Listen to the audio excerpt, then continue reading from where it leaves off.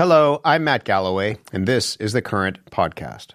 You hear about it, and you feel sympathy, but you cannot imagine.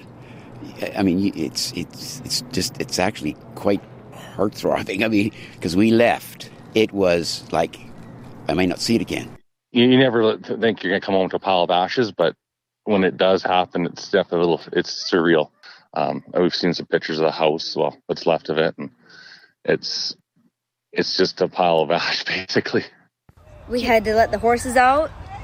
I was running around, opening all the gates, letting all the horses out, shooing them out. When we drove out, we could see the horses running around into the flames and into the smoke, and our cows. Yeah, it's just a horrible feeling. It was like gut-wrenching almost, like not knowing whether they would live or die.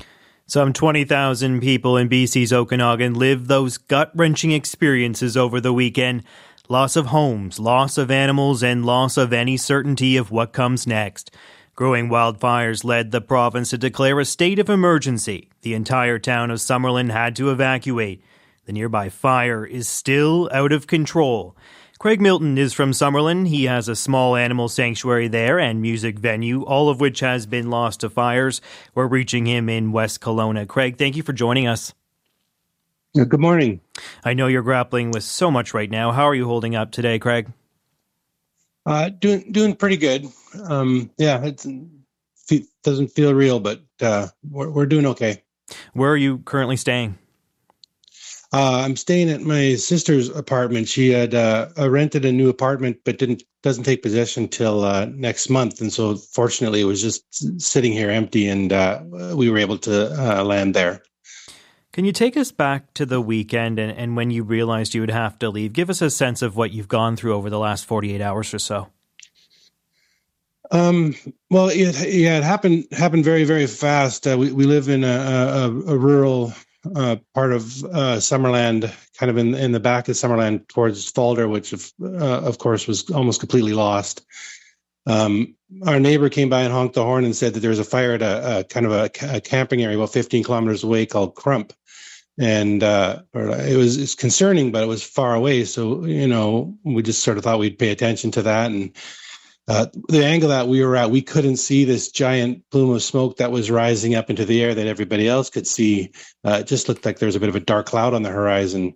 So we kind of walked up our hill a little bit to where we could get a better look. And it was pretty obvious that it was a pretty substantial fire. That I think that was around 5:30. And from that moment on, we realized we had to start, putting out sprinklers around our property and in a capacity that might protect our home and protect some of the animals. It all happened so fast that there originally wasn't any time to think about it. We just sort of got into preservation mode, and we didn't have an evacuation order. We had no formal notification. What happened to your animals? We have geriatric dogs. We had a couple reptiles that we rescued. We have about 24 chickens and about a dozen ducks that are all residents. We had 7 goats and 4 sheep. The goats and sheep were up on a pasture that had no combustible materials. It was quite green pastures. We filled up numerous troughs of water. It became pretty quickly obvious that there wasn't going to be time to bring in trailers to try to catch all the animals and move them to another location. So we were just basically in preservation mode. We put large sprinklers that would cover the entire duck and chicken paddocks. We left those open. We left the coops open for them so that they could go in if they had to, but that they could also escape if they had to. Then it was just a matter of basically grabbing our dogs, grabbing the couple reptiles that we also cared for. My sister had been there because she had a tortoise that we were watching, and she could come to pick up her tortoise when we weren't really that worried at that point. Still had no fire warning, but we started seeing vehicles rushing past coming out of Falder. Clearly people fleeing something really, really bad. And that's when we started to realize that something pretty serious was happening. So your property wasn't just your home, right? You have a live music venue there too, I take it. What's happened to that property? We work from home. We have about 3.2 acres.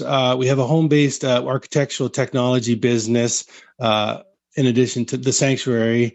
But we also run a house concert venue. And we have a venue, sort of an indoor and an outdoor space. We host concerts for artists from across the country, lots of local and BC Western artists. It's all gone now. Like it's burned completely to the ground. There's nothing left. Wow, I'm so sorry. I mean, it's so early days, but have you started to think about what's next for you and whether you'll rebuild?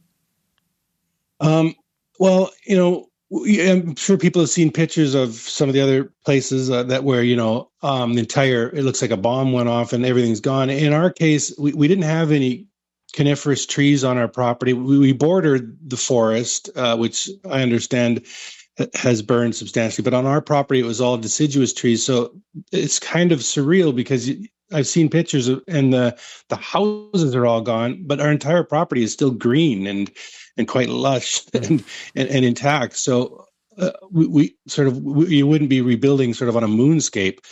We live on a kind of a long street that sort of goes along the foot of the mountain. And our house was the only house that was destroyed. Our neighbor lost a workshop, which was right along our property, probably because it probably caught fire off one of our buildings. And so we can rebuild and not like, it'll be much like it was before. I'm so sorry, Craig. Please stay safe. Thank you for joining us this morning. Craig is from Prairie Valley, Summerland. We've reached him in West Kelowna. Doug Holmes is the mayor of the District of Summerland. He joins us from Penticton, BC. Thank you for joining us, Mayor Holmes. Good morning. Can you give us an update on the wildfire in and around Summerland? Well, we don't know what's happened overnight, but it's still burning. It's still out of control as of last night. And, it's still a fire zone. And I know people want to get home, but we're still fighting this fire. Like all the other residents of your town, you had to evacuate. Tell me about what you've been through over the last couple days. Well, I just listened to Craig and I know Craig and his music venue was such a happy place in town. And it was, it's tragic that's been lost. And so it started, Summerland we're an agricultural town and we're kind of three valleys. With rich soils, lots of fruit orchards and wineries and vineyards and that sort of thing. And so the fire came in from the Fulda area into two of those three valleys and just kind of ripped through them. And so this was like Friday evening, and so we set up an emergency operations center in City Hall in Summerland downtown. But by midnight, they knew it was spreading fast. And the thing is everybody said they've never seen a fire move that fast before. It was just ripping. And so the whole town evacuation notice went out at midnight. And it was very calm. People, were I think they understood the severity of the situation. Everybody was helping neighbors. They were helping the elderly. We have lots of seniors here, and so the senior homes were just being evacuated in a very orderly fashion. And everybody just kind of took it in stride, I think. And then the highway was closed up to Kelowna to the north. So there's only one way out of town. That was south to Penticton. So there was this long convoy all night long of a convoy of cars driving to Penticton. Can you describe what it's like seeing the fire so close? The images we're seeing, they're so surreal. Yeah, we've had fires around here before, and we've seen, fairly close. And so, I've seen them on the horizon before, but I've never seen like the whole, the whole back of the town covered in flames and moving. You could actually see them moving down the hill, down the mountainside. And it's an ominous sight, that's for sure. And it makes you think you need to get out of there. Do you have all the help you need from the federal and provincial governments at that point? At this point, Ottawa says it's trying to find shelter for some of the folks that have been displaced. Yeah, we work very closely with the province, of course, and it's been they've been very supportive, and they're on top of it. We don't always agree with the province's decisions, but we working closely together. I'm in constant touch with the emergency management minister. I think about 6 cabinet ministers have called me in the last couple of days. Premier Eby has called me, and they're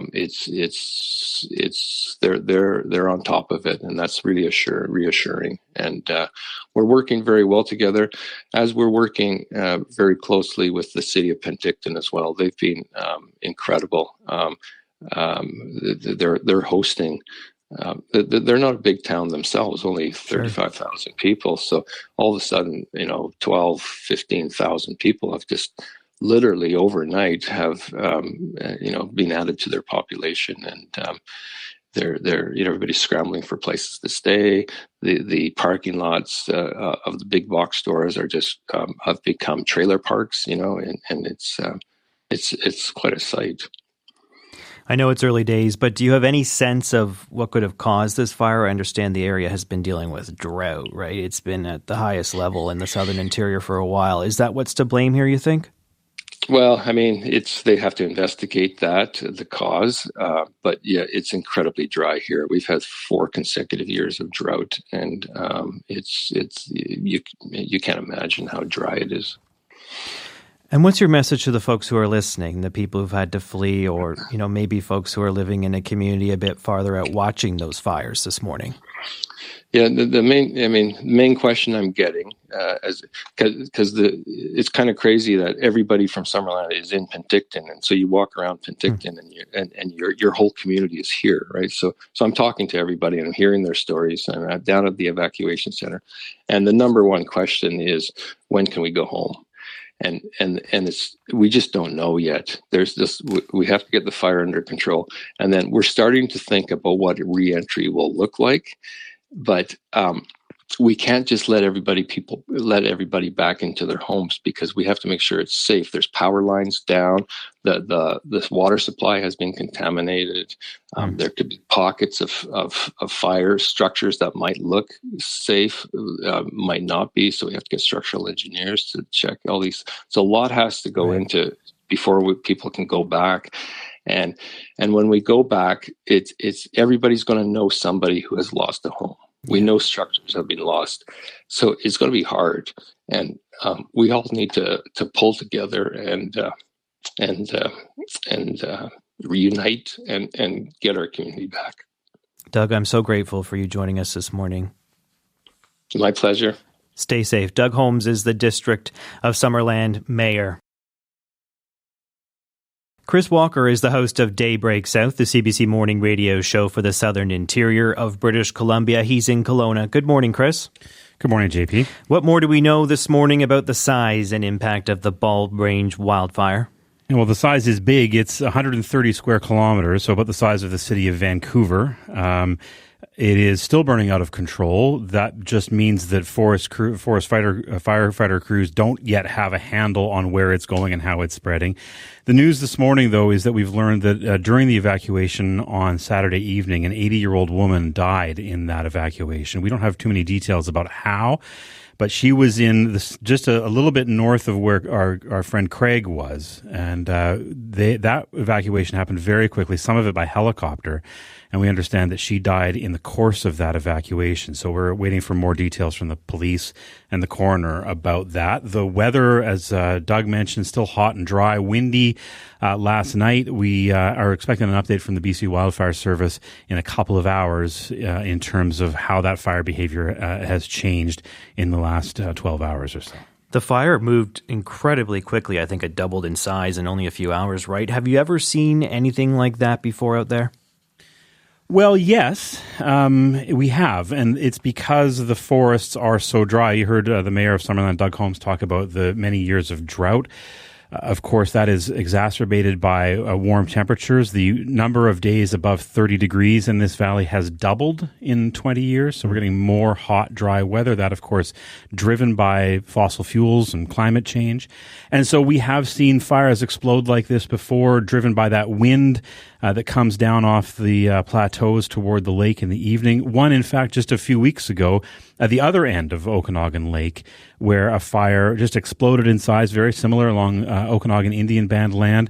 That fire getting far less attention just because there are fewer people in that area. But I think back to 2023 when the West Kelowna fire exploded out of those hills. It had further to go in terms of how long it took to get to the town, but these fires now grow so rapidly. And it's, these people just had moments to get out of their homes. Just really terrifying stuff. Yeah, the images of this wildfire are just like something out of a movie, and we've just heard how devastating it's been for some people, as you say, losing their homes. How are people grappling with the speed and the intensity and the loss from this wildfire? Well, it's very difficult, and I've known people who have lost homes in previous fires in this area, and it is a years-long process, and it's very traumatic. These are places where people have built their families and their memories, and a lot of the times where their livelihood is centered. And so there's this initial shock about how quickly this happened. That means, of course, that people didn't have time to grab mementos, family heirlooms, things like that. So the scale of the loss is really tough, and it will take years now for these people to rebuild their lives, because, of course, there's grappling with emergency social services to start with, but then insurance companies and banks, and it's a long process. And, we heard that Craig will rebuild because his property is relatively green, despite the fact that the buildings are gone. But there will be people who are going back to a moonscape and will really, think twice about whether they want to start over again. It's very tough. BC Premier David Eby has declared a province-wide state of emergency over the weekend due to this wildfire. There's not just this one, though. There's more than 100 fires burning across the province, more than 20,000 people displaced. How well is the province responding to this wildfire to this point? Well, at this point, it's really in the hands of professionals at really the local level. Regional districts, which is a level of government here in BC, kind of in between the province and municipalities, really take the lead here in terms of getting people into accommodations, getting them the food vouchers they need, and sort of the day-to-day survival. I have heard, obviously there are Monday morning quarterbacks who will question, and maybe for good reason, question the province's response here.